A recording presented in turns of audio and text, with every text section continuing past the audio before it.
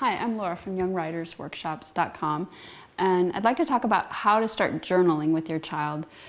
Journal can be a really good way to encourage your child to write down some personal thoughts or feelings.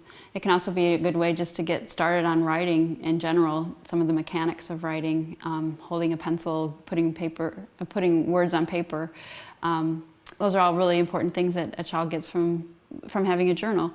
I always suggest having the child help you pick out a journal that they'll really feel good about. It feels good in their hand. It's one that they like to write in. It could be something as simple as a spiral notebook with a picture that they like or a color that they like, or it could be a little bit fancier, something like a bound book that's blank with lined pages.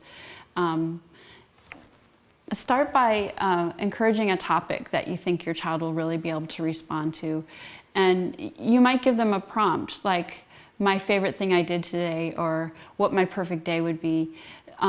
This of course depends on how old you're starting to journal with your child, but make it a process where they feel really fun and they feel really connected to the process of sharing their thoughts.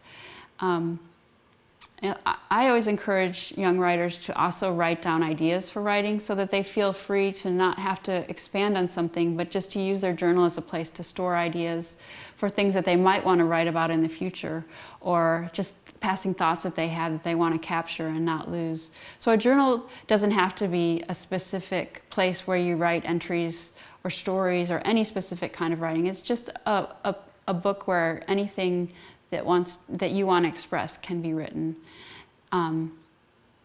I think one of the most important things for you to remember is that this journal is going to be something that your child gets to be in charge of. So even if you're doing the project with them, be sure to let your child take the lead. So that's a little bit of information about how to start journaling with your child.